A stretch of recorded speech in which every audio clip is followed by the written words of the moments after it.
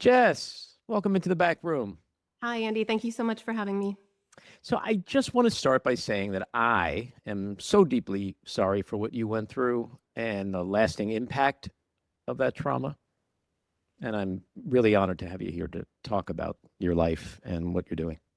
Thank you. I really appreciate that. And I think it's always important for me to state that I've been on a journey from victim to survivor to advocate to being an innovator in this arena. And I'm so glad when anyone's willing to hear more than just that label of being an Epstein survivor. Right. So, we're going to get into all of that. Tell Yes. us about your life back in 1991, what you were doing and what you saw when you looked into your future. And then, of course, whatever you're comfortable sharing about the assault by Jeffrey Epstein back then in that year.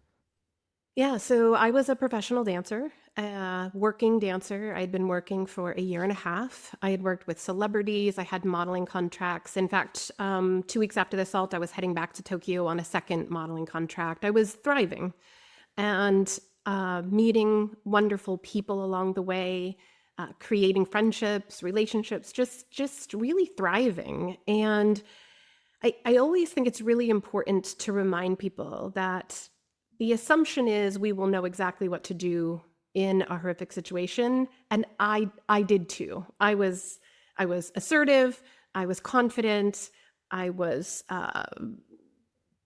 not ashamed of saying no, not ashamed of stopping. I mean, I believed I would, being the strong professional dancer I was, if something happened, I would be able to whip out some ninja moves I saw in a movie and I would take care of myself. I had no fears in that way. And I was introduced to Jeffrey Epstein through my roommate who had been working for him for several months before I had come home from a contract in Tokyo. I also think it's really important to note that what I recognize now was I was being groomed for 2 months Mm. before I was ever introduced to him. I was being groomed by this roommate. She loved working for him. She was so happy. She just glowed when she talked about him. Uh, Friends of mine and I would later speculate whether she had been in love with him. But the whole time, I felt jealous that she had this incredible opportunity because as a working dancer, you're always doing a side hustle. You're a waitress, you're a temp, you're doing massage, which is not an uncommon thing for dancers to be working on the body, doing something in wellness. Like that is Hmm. not uncommon. To be an artist of some, making jewelry. There are a ton of other side hustles that artists in New York City do in order to be able to go to auditions, to be able to take contracts and be able to come back from those contracts and pick up where they left off. And so she seemed to have this opportunity. She had it all. She was traveling all over the world. She said, I do 2 to 3 massages a week when I'm in, Spain, and then I get the rest of the time to myself to go explore the city. It sounded like the dream opportunity. And he seemed to really want to help her in any way he could to further her career, to afford her the opportunity of going to auditions, leaving for contracts, and coming back and having her same position there when she returned. And so I was jealous. I wanted the same opportunity, but it was never introduced to me for 2 months. And then she got a dance contract. So she says, I got a dance contract and he's looking for a backup massage person. Are you interested in meeting him? And I say yes. So the first meeting, by the way, is at his office on Madison Avenue. And I know this because I have all of my day planners from the 1980s and 1990s, and I have his address, the phone number, his assistant's name, the exact place I'm supposed to go. I'd written it in my day planner in 1991. And I go there, and he's very stoic. He's not what I expected. The office isn't what I expected. I thought it would look a little bit more upscale, more interior design, decorated. I mean, I even questioned whether he was a millionaire. That's how it felt when I walked into that office. Hmm. But he did two things that I think are really important also, because as an advocate, I share my story so that people will learn. He first did what I call, like in sales, the takeaway. He he acted like maybe I wasn't right for this job. He would ask me questions about the body and the way that things, he acted as if I should know, but didn't, and then clearly set himself up as an authority. That is a typical grooming approach. That's a typical grooming technique.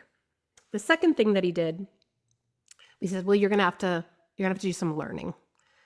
And so he had me come around the back of his desk. He opened a big file cabinet-like drawer that had depth in it, and it had about a dozen copies of the same book, the Book of Massage. And he said, you're gonna have to go home, you're gonna have to study this. And at that point, I didn't know whether I actually had the job or not, and actually thought, oh, I need to put in some effort if I'm going to get this job. And so I need to go study this book. And I did, being the overachiever that I am. And, I am very good at being a student and learning and growing and showing up the absolute best I can be. So I took that book, got a 3-subject notebook, went home and started studying it. Christine comes home and she says, he liked you. And she gave me the address. She said, you're going to call the office and make an appointment for a trial massage. And then you'll get the address. So that week I'm studying that book and I am learning every single hand position, and I'm making a cheat sheet for myself so that when I go, I know I'm going to be able to speak eloquently about this. I'm going to be able to talk about the techniques that I learned, and I'm excited. So I go to the address that I'm given, which happens to be a penthouse. The doorman lets me up. There's a key, and it opens the elevator into this really posh penthouse with a sunken living room and floor to ceiling windows. And I've never seen anything like it. And that's the moment when I feel, oh, he really is this millionaire. And I've been telling and sharing my story so much, Andy, in so many places that I'm really limited right now. My capacity for sharing it in any depth is limited. So what I will say is that it's just because I'm tired. It's a lot to keep saying over and over again, and I hope your listeners will have some empathy for that. So when I am there, he comes out, and the one of the important things I like to let people know is that even in that moment, I didn't feel scared. I felt brave, and I said, so why do you hire professional dancers to do massage when clearly you could hire professionals? And he responded with, oh, well, dancers know the body so well. They're so fit. They really know how to take care of themselves. And why would you have a fat personal trainer? And to that point, he takes off his robe, and without asking, he says, and dancers are comfortable with nudity. He doesn't make eye contact. He takes off his robe. He lays down a towel, and the massage is supposed to begin. And that was my moment of where fear started. Right. And what I hear from most people is like, well, then why didn't you leave? Because as women, we're always told we're overreacting. And he had set the standard, like, this is just professional. And this is what, Right. dancers. Gave you a book. Yeah. This is normal. And that's the third thing I like to talk about when I talk to young people, is about the normalization of the way things are presented. That this, and he said, even before he raped me, like, this, you're going to have to take off your dress. I'm going to have to show you what to do. It's not a big deal. This is just professional. And so your brain is seeing something else, and you're hearing one thing that's different than what's happening. And there's a part of the brain, the amygdala, that knows when there's danger, even when we don't cognitively know what happens. And I froze, and he raped me, and I was so confused and disoriented. I even when I went home, I got on the subway going the wrong way. there's not a because that fear trauma response, that defensive system actually bypasses your cognitive functioning. Your executive functioning is completely shut off from options. So that's the confusion when you hear rape and sexual assault survivors and trafficking victims say the confusion that's there. It's because that part of the brain isn't even active.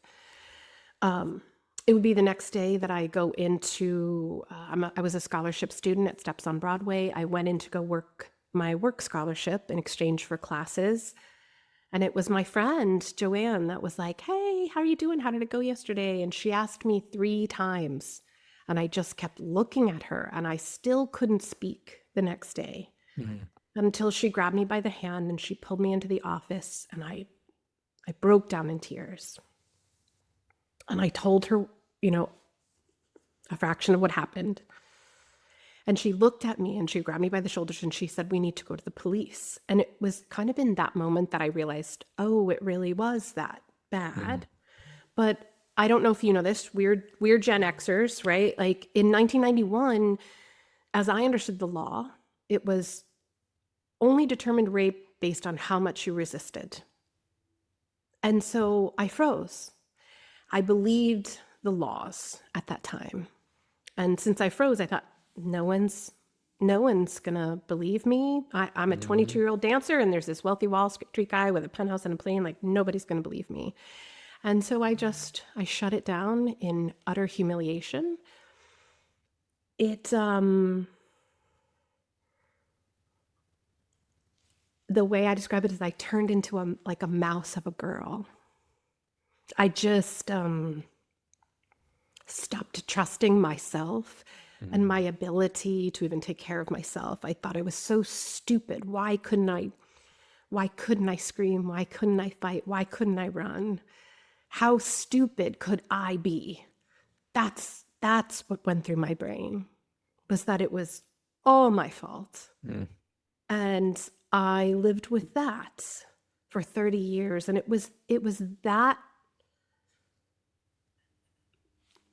way that I saw the event that made me feel unsafe in my own body, unable to trust myself, unable to trust the people around me, and just utterly unsafe in the world and operating the world for decades. And I did try to go back to New York twice to try, because I actually left there not that long afterwards. I came back from that Tokyo contract and I was gone. Within 24 hours, I wanted to get out of the city as fast as I could. And I tried to go back twice, but I was so overcome by the anxiety and the insomnia and my digestive system wasn't working well and I was sleeping all day. I actually asked a friend, when I finally told her about it in the last couple of years, what happened. And I said, what do you remember of me at that time? And she said, well, she's like, you just slept all the time. Well, being awake, being cognizant it was hard to do given the trauma. Yeah. What's interesting, your story is so interesting and important on so many levels, but I think what's important for everyone to realize, because everything we're hearing now about Jeffrey Epstein kind of feels like it starts around 2005. Right. Right? Right. And your assault took place about 15 years earlier. Yep. Now, one can safely assume that there wasn't this big gap between what happened to you and all this other stuff that we're hearing about, which basically means this guy was doing this his whole adult life and maybe even earlier than that, that he was a lifelong predator, a lifelong sociopath. Yes. Horrible. Everything that you're saying. And one of the things I kept pointing out to people when I was telling my story, even to the FBI, even anybody that would listen, back when I was trying to get anybody to listen, I said, look, that file cabinet, that drawer that he opened up had dozens of the same book in it. I wasn't even the first one. This was already in 1991, a fine-tuned strategy for raping and abusing young women and girls. I know that I may be at this point the earliest publicly known victim, but I know there are victims earlier than me that are Epstein survivors. And so when everybody focuses on the 2000s, it's one of the reasons, I don't know if you saw in my bio, I say I'm a 1991 Jeffrey Epstein survivor, and I'm really clear about that to let people recognize this is not new. Maria Farmer reached out to the FBI in 1996. It's not new at all. And very few people are really listening to that. Do you feel in any way that the era in which you were assaulted is just sort of like an afterthought in the media right now, that the focus is just on the period of time that we're all hearing about? I think that it's shockingly being skipped over, given that's when Ghislaine Maxwell started working for him. So it's shocking that that is being stressed, that it was in the 2000s, though Annie Farmer was in the mid-90s. And Annie Farmer was one of the women that, and she was a minor, and she testified against Ghislaine Maxwell in her trial. I think that people are not as interested in hearing about something that happened 30 years ago. And the idea is like, oh, what happened 30 years ago? I actually had the person that called me back when I called the FBI hotline, the person that called me back, which was a New York sex trafficking detective, was working with the FBI to return phone calls. He said exactly, he's like, well, it was 30 years ago. What do you want us to do? And I was shocked by that. But I also said, I'm not calling you about me. I'm calling to tell you about my roommate, who I then would learn had stayed working for him for 10 years. 8 years that I knew of, 8 years that we knew of from mutual friends.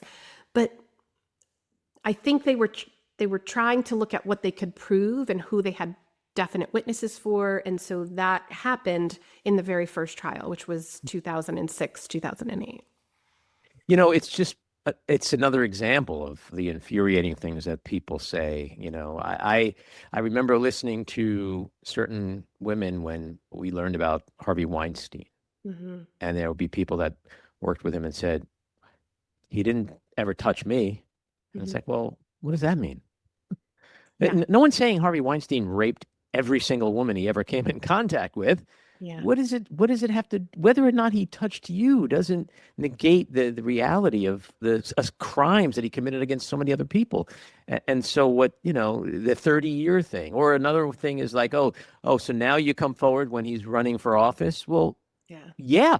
Wouldn't that be the most important critical time to come forward about a sexual predator if someone's running for office? In this case, like what happened with Donald Trump, it's just the wiring of people's brains. And I guess in most cases, men's brains who are in power, to just sort of delegitimize the stories that women like yourself have. There's a word there that you use, legitimized, and that's why it's really important that people understand, again, from me now being an advocate, is that predators know their prey. Mm-hmm.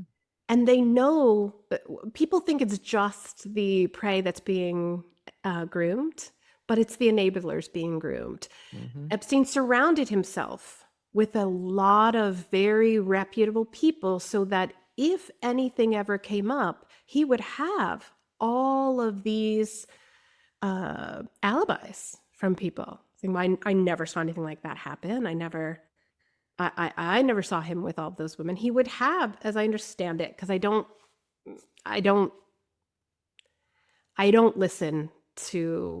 go down the Epstein rabbit holes. I can't. It's too personal for me. I don't listen to all the conspiracy things. But what I do understand was that he would have dinner parties where there would be no girls present, and it would just be celebrities and influential people and politicians. And so he looked, and scientists, he looked legitimate. Mm-hmm.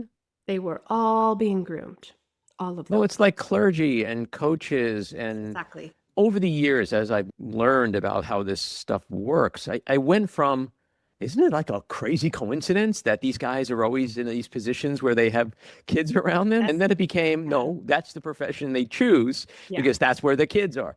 That's where the potential victims are. It is, you mentioned before, like a strategy. It is a well-honed strategy that they seem to have. It This is is. what we've learned in all these public cases over the last few years. It is. And that's why it's so infuriating to hear of someone like Ghislaine Maxwell, who is a convicted pedophile and trafficker, being asked for her viewpoint on what she thinks happened there. And she played her role.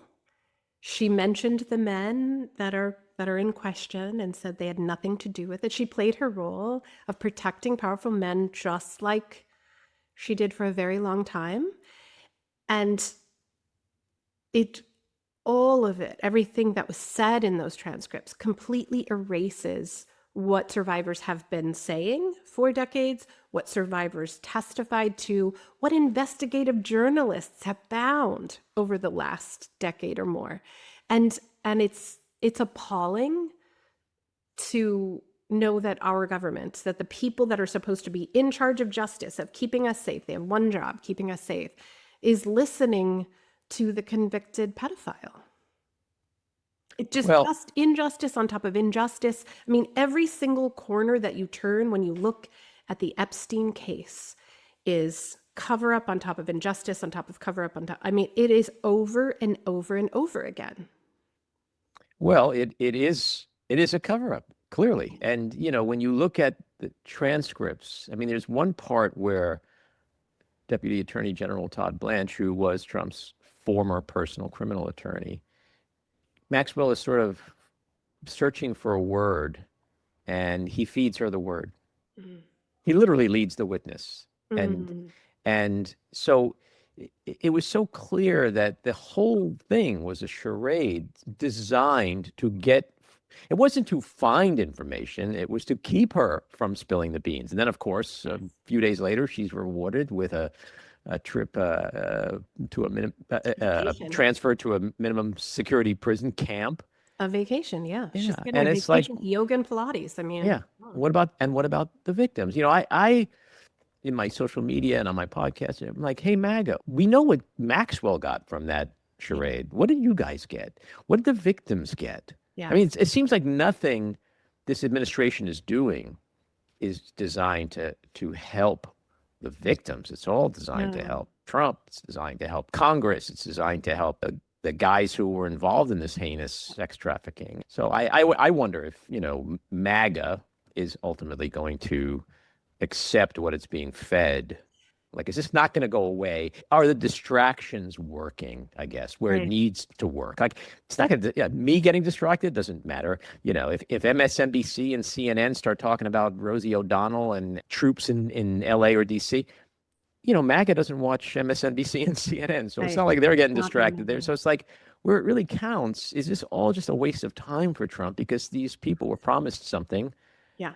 And they supposedly say they care about children and pedophilia and sex trafficking and the deep state and rich, powerful people, men who were abusing children. And he promised to expose and prosecute and imprison them all, and he's not. So I'm just wondering, like, the trip to Florida to meet with Maxwell, like, at the end of the day, is it really going to be worth anything to them? I don't know, but I will tell you something that I really want to believe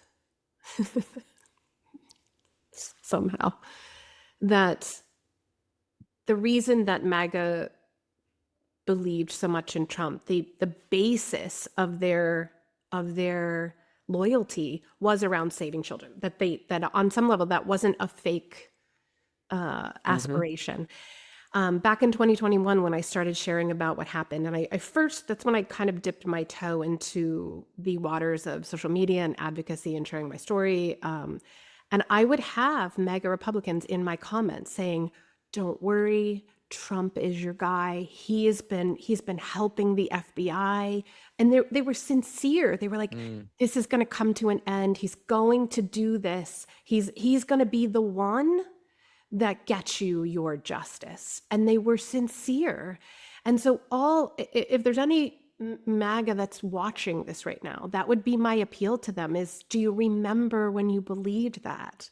Do you remember when you said that he was going to be the hero of this? There was even a tiny bit of hope on my part when Pam Bondi put those binders out in that big in February. I was like, okay, bring it. Like, do this one thing.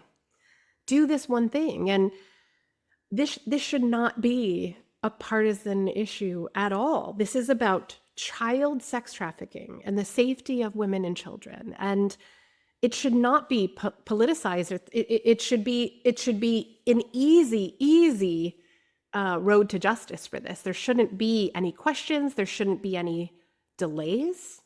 There shouldn't be any distractions. We have hundreds of thousands of pieces of evidence, 100,000 files. I mean, this type of crime rarely gets prosecuted. It's rarely prosecuted. What is going to happen to justice in this country if when you have all of that evidence and it is not prosecuted?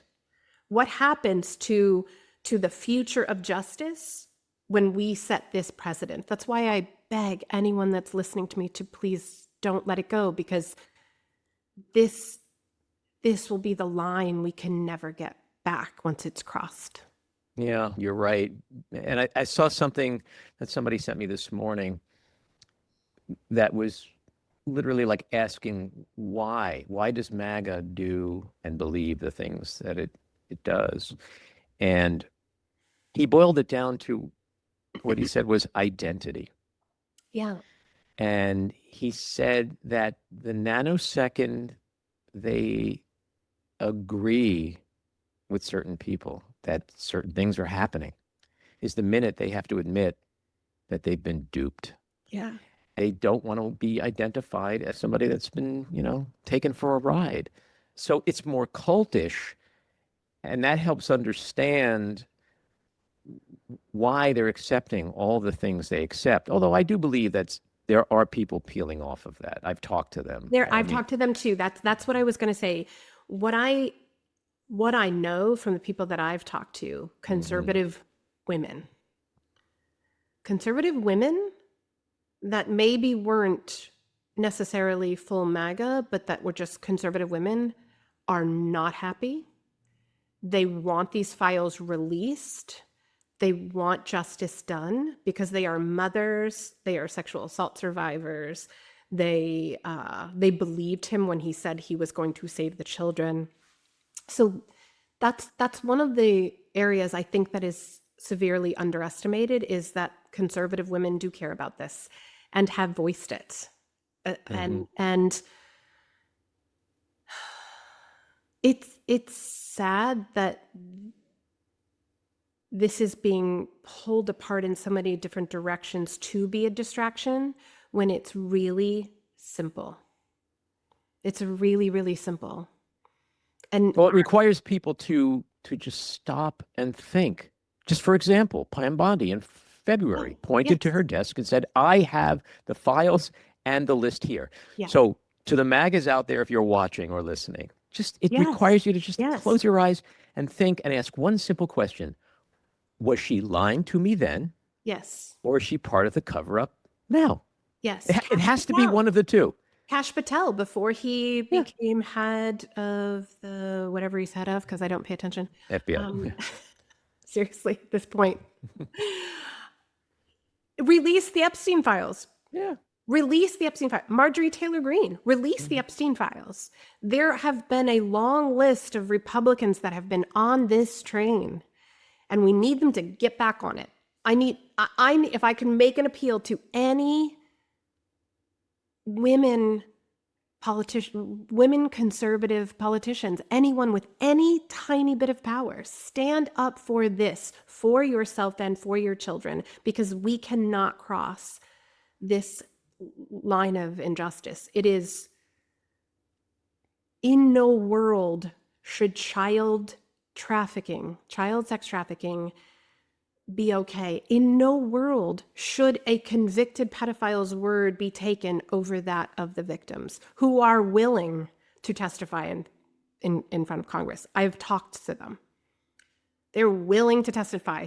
we just haven't been given the opportunity. So hopefully Representative Ayanna Pressley is going to get her request through to have us come testify. We are willing. There are people that we are waiting to be invited to the conversation. Well, that's the problem, is that, from the White House to Congress to the Supreme Court, there's people who have either been convicted or Oh, accused of major sexual crimes. yes. And so it is whatever the sexual predator equivalent of the billionaire boys club is. Exactly. It's a boys club, and they're all protecting each other. That's why it's so important that Democrats win at least the House next year, because that's the only way that for anything we're ever going to start to have accountability again. And we need Democrats to stop putting a line down and letting it be crossed and doing nothing. So I would appeal to Democratic politicians as well. We need a what if.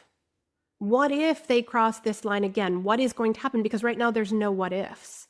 And so they put the line down, and the deadline on Friday crossed, and there was no additional, such a small fraction of new information was presented in 100,000 pieces of evidence. They pulled the same trick twice. And so now the line is moved again. But there was never if you don't present these files by this date, we are doing this. I'm not seeing enough action. I'm seeing a lot of words, and it's extremely frustrating on the victim's part. Yeah, well, and that's a great point. And, in addition to Democratic leadership, which is, to me, failed miserably. If I see one more Chuck Schumer strongly worded letter, I think I'm going to shoot myself in the head. Yeah. But yeah. It's the people. I'm a believer in we the people. Yes. And Democrats need to get fired up, but it's back to also Republicans, conservatives, women on both sides of the aisle. But MAGA somehow one day needs to get some logic. Trump says it's a hoax, a Democrat hoax. Pam Bondi holds up a book. There's 10 people around her with the files, literally white file binders. She says, I have the files, I have the list. Is she in on the Democrat hoax? Just use your noodles, people. Just listen and watch what's going around and go, does any of this make any sense? But we're dealing with a cult, and logic, as we know, is just, it's not high priority right now. It may not even be capable of happening. And to that point, one of the things that concerns me the most that I've said on in news interviews, and I'm not backing down from it, and I think it's true. By the way, that's my dog in the. If you All right, I got a couple here who are so far on their best behavior. I'm like, boys, I'm recording again. She's snorting over here in the corner. She's having a great day. But I said, this is what we're seeing is a normalization of decriminalizing sexual harm. And that is the slippery slope that I think we're going down. It is first we elected a president, then we elected he brought in the rapiest cabinet ever, to which Ghislaine Maxwell said, and some of them are in your cabinet. They're not even hiding it anymore. Nope. That this has become the norm, and this, what MAGA have voted for are people that don't care about the sexual harm of children and women, and that is and boys. And I don't even want to leave out men and boys. There was just some article today I was reading that it's unconscionable that this is okay, and no one is even backing down for children.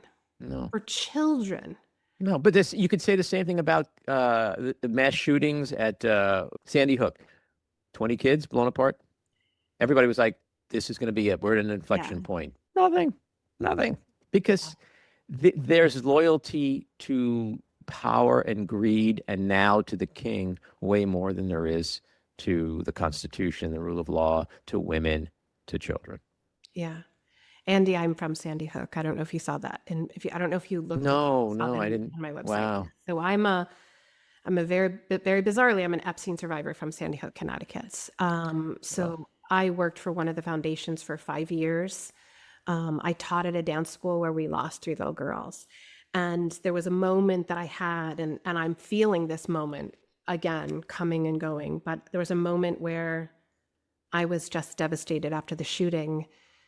And in my head, I just thought, I have completely lost all hope in humanity's ability to take care of its children. And I'm in that moment again. I'm in Yeah. that exact moment again, that there's something about just protecting children, which is what this administration got elected on, and it's not following through. It's not following through on that. Well, And that's why I'm hoping that it may. I interviewed recently a guy named Rich Logis. He founded an organization called Leaving MAGA. He was in MAGA for 7 years, and now he has an organization which helps other people leave the movement. And he said that, yes, it was all about saving children. And he confirmed that there are a lot of people that, you may not see it or hear it on TV the way we'd like, but in that world, this scandal is not going away. yeah, And it's now it was almost 2 months now. And it's still, then there's going to be a book coming out, Virginia. Virginia Ray's family. I'm so Yeah, happy that October. Yep. This is going through the end of the year. It's not going, because people are just going to go, where are the files? Yes, Right? it's Because not going away. It's not going away. So I don't know if you know, there's a presser happening on September 3rd next week in DC that two Massey, Representative Massey and Anna, both sides of the aisle, are coming together to say we want to pass this Epstein Files Transparency Act, and they will be surrounded by Epstein survivors, some that will speak for the very first time. And I will be there to support them. And I really hope that there are conservative news outlets there. So it's supposed to be this press conference. And one of the things I commented on this weekend, which has seemed to have gone a bit viral, is I have been invited, I've had media requests day in and day out for the last couple of weeks. And I have done probably 4 to 5 interviews a week, every week. I have not had one request from a single conservative news outlet. And people have said to me, well, would you do one? And they're not surprised. Are you surprised? And I said, that's not the point of whether I'm surprised. It's I'm letting you know, and letting conservatives know. They're not asking. I have family friends that are like, you should do Fox. You should get in front of Megyn Kelly. You should have a sit down, with this and this and this person. I said, they're not asking me. Because they can't have that conversation. Because just think of our conversation. It went to Trump. It went to MAGA. Like we're talking about all the obvious sources of origin, all the people enabling it all. They can't do that.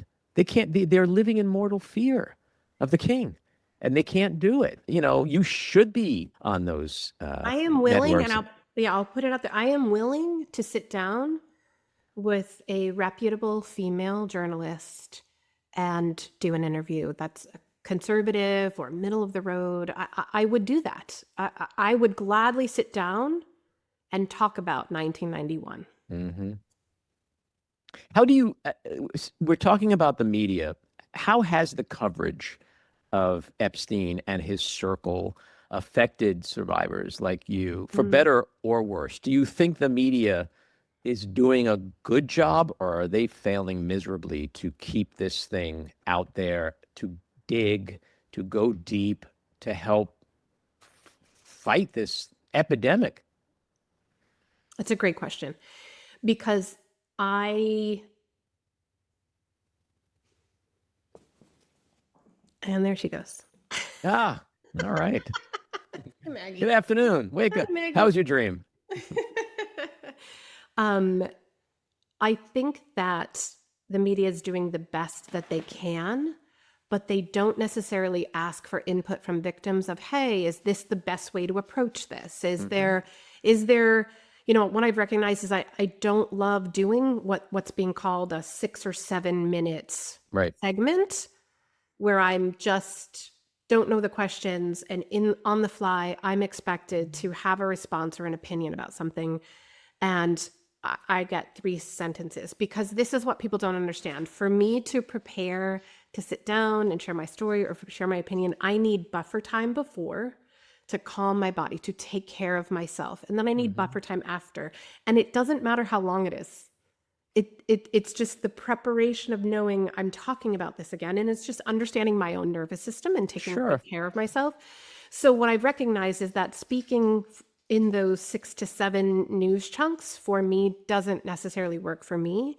And it's not as if anybody's asking, hey, can we do a longer segment? Can we do 10 to 15 minutes? You know, I did about 15 minutes with Alex Witt at MSNBC on a Sunday. Great questions, lots of time to reflect. Like, it was a great interview. It can be 15 minutes. It can, and be really impactful. But that just, and I guess that's what they do with every single kind of Yeah. expert. Sure. And, you know, I'm an advocate. I'm not just an Epstein survivor, so I can fill in for a second. But there's a different take on it when it's your story. I'm not just talking about sexual assault as an advocate. I'm talking about my story. And so what I would wish for, if I could create my own trauma-informed media plan, was that if you're going to ask a survivor of any kind of trauma, you provide questions in advance to the best of your ability, with the understanding that it might change because of the news cycle, but to give us a minimum of 15 minutes. Because it can even take time to just relax with you and get comfortable with you, Sure. and be able to express ourselves eloquently, because the area of the brain that gets damaged when your that defensive system of the body gets stuck, that fight, flight, freeze, fawn, trauma response gets stuck, is the Broca's area, that ability to get to your words easily. And it's Sure. one of the people see me and they're like, she's, you know, she sounds like she's doing so good. I cannot tell you how excited I am that I actually have my words back. Right. It's Well, a I get it. huge, it's a huge healing experience for me to be invited here to have my words. And in the back of my mind is, am I going to freeze up again? Every time, every time. So when it's something that's shot in this really tight, short moment where it feels like a lot of pressure, and it's live and the whole nation is going to be listening to it, and I have 4 sentences, I feel like there's a greater chance of me freezing up. Sure. Well, look, that's a ton of pressure because, like any piece of journalism, they know what they want going in. Yeah. So they already have the story or the segment produced in their Right. minds. Yeah. You know what you want to do. And I really identify with that because I've been living with trauma the last 20 years. I walked into a bathroom once and found my wife murdered in her office. And you know, it was a big sensational story. You could Google it. It was all over the place. She was a filmmaker and an actress, and so it was very public. I lived with my trauma very publicly. I had to because I Yeah. had no choice. And It's a getting different Asian, level. It's a yeah, different but level. getting no, it's well, everybody has their thing. But I understand when, like, you know, getting agency over your words and your life is Yeah. so critical. And so when you're hit with a 3, 4, 5, 6 minute segment, you know what you want to say. Yeah. Because you know, and I used to do interviews a lot only because I had started a foundation which supports women filmmakers, and I would literally give out the parameters. I'd say, Mhm. if you want me just to be like some emotional sidebar, start crying and talk about crime, Yeah. I'm not your guy. I said, but here's how it's going to go down. What's the interview? 5 minutes. I'll give you 1 minute of the crime, 4 minutes about Yes. recovering from that, starting my foundation, the good. We're going to talk about the good. And I That's turned yes. Nightline down. I turned Yes. Nightline down. So I get it. Like, when you go into these interviews, like, you don't want to just be, you know, the Epstein girl, you know, that they can put on display and give them their juicy little spot, because that's not what the last 30 years of your life has been like, you know. But at the same time, I don't want to sound ungrateful for having the opportunity to speak, because it's important right now for me, um, to have that opportunity to speak. It's a historic moment right now Sure, of for all of course. us, and I don't. So when you say to me, you know, was it horrible? Was it great? It was a learning curve for me, and I think they're doing the best they can, because they Oh, don't know sure. any different. They don't know any different. They have a job to do. They have a job to do, and I'm learning what my responsibility is in that and how I respond, kind of like how you did, where you learn to set up those parameters, right? Mm-hmm. Like how do I learn to respond to this? Mm-hmm. When it comes down to it, one of the reasons I do this is I'm a former dance teacher. Like, I'm doing this so that the next generation doesn't Mm-hmm. have to deal with what I dealt with. Mm-hmm. Well, you have a terrific story with three Joannes, Thank you. and I'd love for you to share the details of that. And you have it's like a three-part plan, which I'd love you to talk about Thank as you. well. Thank you very much. I appreciate that. Three Joannes began. It's actually named after my friend Joanne, who was the first person that believed me. Mm-hmm. She's the first person I told, first person who believed me. And then the number three signifies that we always have someone else around us that is safe. We have three other people that are our inner circle, so that whether we're a victim of sexual harm or whether we are a supporter, we are never doing any of it alone, ever. Mm-hmm. It actually came out during the Ghislaine Maxwell trial. The original idea came out during the Ghislaine Maxwell trial when, after 2 weeks into the case, the prosecution rested on a case that we thought was going to go on for months. And I thought for sure she's going to get off. And I went back and thought, I was like, after Sandy Hook, we have active shooter drills in every single school in this country. And yet our kids are more likely to be sexually assaulted than ever be in a school shooting, even at the rates we have now. And we have nothing. We have no pre-crisis plan. Nobody knows what to do. There's no stop, drop, and roll. We've done nothing as a society to something that is so debilitating and pervasive through our society. And so one of the things I started to think about, there were actually two things. I'm healing from the injury of sexual assaults. I am healing from post-traumatic stress disorder, which I call post-traumatic stress injury, because I'm injured, not disordered. I wasn't born this way. Someone injured me.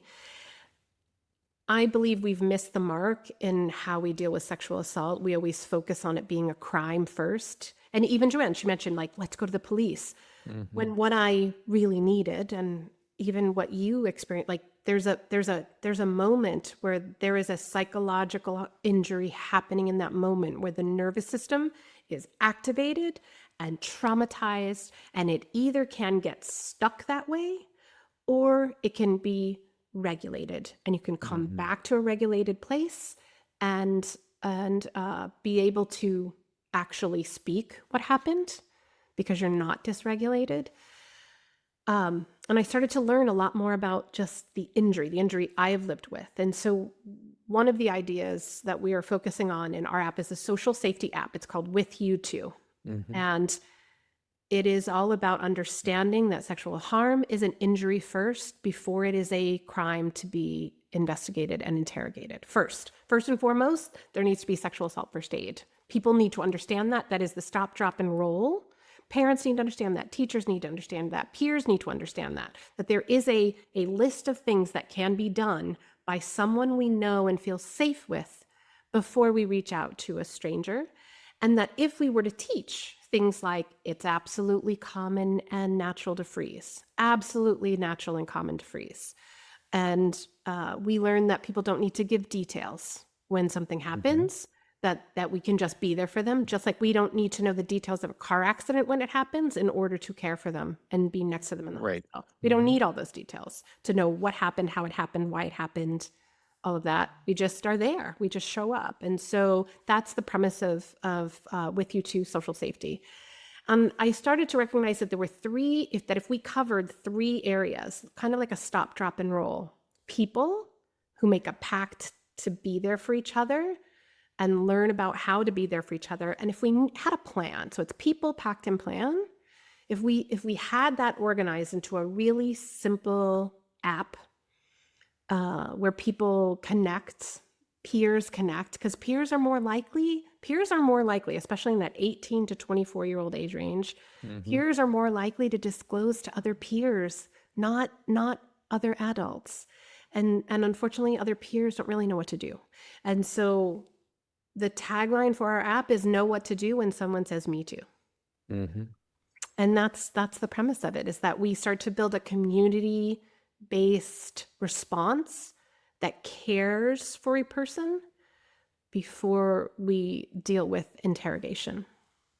So it's like you talk about prevention and safety strategy and how those two things are really, really different. Very, very different. Yeah. We've focused so much on just prevention and we don't want to deal with, so what do we do when it happens? Like those words are never spoken out loud. Right. Those are too traumatizing to speak out loud. What do you do? And the problem is that a lot of people can't find support afterwards because crisis centers or either their numbers are out of order because they no longer exist. And trying to find local support is hard. And people are trying to do it alone. My co-founder, Julia, has worked in rape crisis for years, and she was an advocate in hospitals. And she said 80 to 90% of the time, survivors came in alone, all by themselves. And she's like, yes, I'm a great advocate, but they really should have someone that they know with them. And it just doesn't happen because we haven't normalized that this is an injury before it's a crime. Yeah. Because unfortunately, the fox are guarding the hen house. Exactly, exactly. You know better than most that survivors typically face intense backlash, gaslighting, reputational attacks. Yep. What advice do you give women and men who are weighing the decision to come forward, especially knowing what they will be facing? So the first thing I'm always going to recommend to anyone that is deciding to speak up, the first thing is surround yourself with 3 to 4 people that are safe, that you trust, that can be with you to do it. No one should be doing this alone.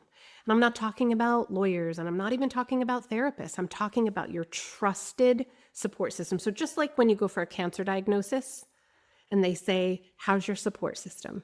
Right. The same thing. You're a survivor of sexual harm, get your support system in place because it's going to be hard. Everybody thinks that the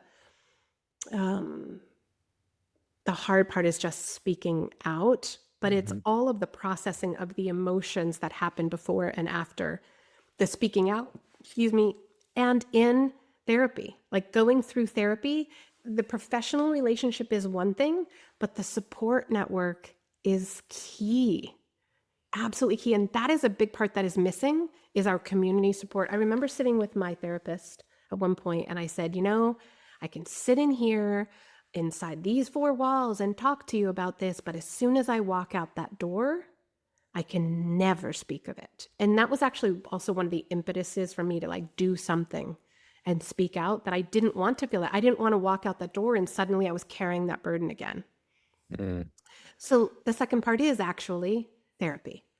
And those are 2 different things. There's our known people, and then there's our therapeutic relationship, because I'm going to tell you something, that one of the myths that we hear all the time is that survivors can never, ever heal. This is the absolute worst thing that will ever happen to you. You will carry this till your dying day. I am not carrying this. I'm not letting him invade my personal being another second. I'm not giving a second to that man. Everything that I do is about this present moment and how it affects my future. It has nothing to do with carrying the burden of that idiot. And helping others. And helping others find that voice. Yeah. So, and the third thing I would say is a lot of people think that speaking out, they have to know everything. I did too. And so I would stop and I would start what I didn't understand, what people told me, but I really had a hard time believing at first, was that we only have to be 1 step ahead of other survivors to help them. We don't need to be 10 steps ahead. Right. And so just sharing what happens, if that's where you're at, is enough. It's enough. The last thing I'm going to say, if you're going to speak out, make sure you have had some professional help for a while, because one of the things that happens that I see a lot is that people speaking out just re-traumatize themselves and they are stuck in the wound rather than speaking from a scar. And that's what I've really worked to get to myself, was I wanted to have clear thought, clear words, be able to express myself creatively and impactfully. And so I needed to get to a level of healing before I could Mm-hmm. do that. Mm-hmm. That's all terrific advice, because the insurmountable challenges that I would imagine people contemplate and face when they do come forward publicly, even if it's years after, Yes. and they just want to make this known. And I think all the things you mentioned are incredibly important tools for them to have. Yeah, one more thing that I want to express, and this is for any survivors wanting to be public. There's a couple of things that I noticed when I first started sharing and had a video, a TikTok that went viral back in 2022. I I I watched the numbers start to go up on views and likes. It was happening so fast, and I threw my phone across across the room because it felt so scary to be that vulnerable. And then I had a really hard time sticking with it, and I had a very hard time reading the negative comments and feeling like I had to respond and get them to understand. I don't do that anymore. I don't care. I really don't care. And I share what I know from a knowledge based place. And so that would be the point of awareness. I would ask anyone to just sit in the fact that they want to share publicly and how they're going to feel afterwards. And if they can feel like, I feel ready to share this and I'm kind of letting go of my control over what will happen to this story, then I'm ready. And if I cannot feel the negative comments, then I'm ready. But if you know that those negative comments are really going to hurt you, I would say take a little bit more time to heal your heart. Yeah. If you could go back and speak to your younger self, what words of encouragement or warning would you share?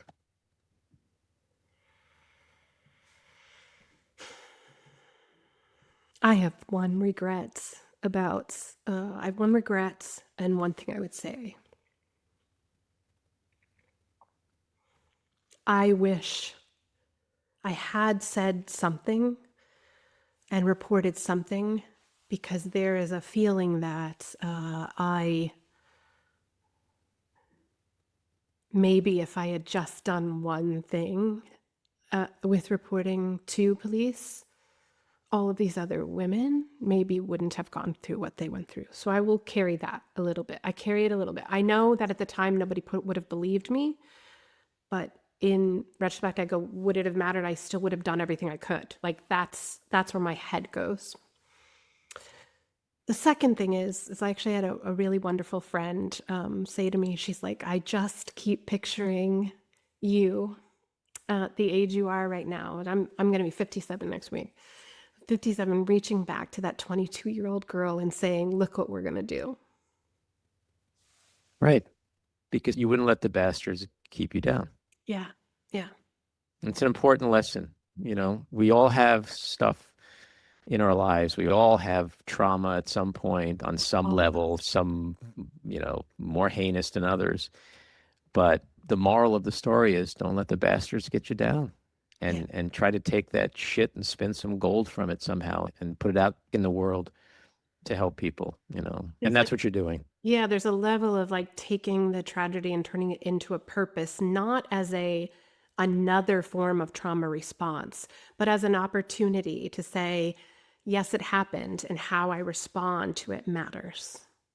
Yeah. Well, people like you who have had this thing happen to them, it's invaluable. The advice and suggestions that you give people and the path that you show them, that's important. But it's also important to know the cost that comes with that. You're not doing this cost free, and people should recognize that. To sit and talk and relive this kind of stuff is extremely helpful to a lot of people, but it's also very painful and challenging to you. So I And appreciate very much you talking about it like and this. I want to just adjust the words. I don't relive it when I'm sharing it with you. I'm not reliving Hmm. it.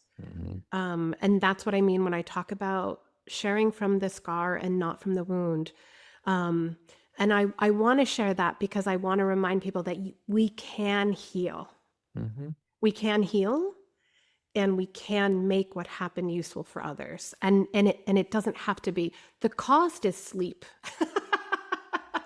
Because it's not this moment where I'm reliving it. It's still my brain is learning to rewire, Mm-hmm. and it's had to rewire at an expeditious amount of time in the last couple of weeks, sharing it as many as I can. And so it can be exhausting physically and mentally. My mental exhaustion is heavy, but I want to let people know, like, you're not harming me by having me talk about this. They're Mm-hmm. not harming me by listening.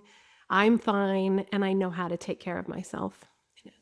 You certainly do, and that's number one priority. You Yes, should you have to take care of yourself as you're trying to help other people, because you're never going to achieve the second goal exactly. if you're not taking care of Exactly. yourself. Jess, Exactly. thank you so much for coming on. I think what you're doing is so important. I have 3 daughters. I think what you're doing is so important. Thank you very much. And men need to hear this shit. It's not about just protecting women and daughters and girls. It's or men who are victims. It's about men standing up and doing the right Yeah. thing, and just stop. Men have a big We role need you. in this. Yes, We need you. We need the good guys that are willing yes, to stand up to rape culture. And rape yep, culture is just being around your guys and hearing disparaging jokes or comments about women right. that men are dating or talking about or just seeing Mm-hmm. in their social media. It's little things like that that we need to know happen more often than not, because we're Mm-hmm. not in those rooms. You guys Right, right. Do come back and talk with us again. are. All right. Thank you so much for having me, Andy. Take care.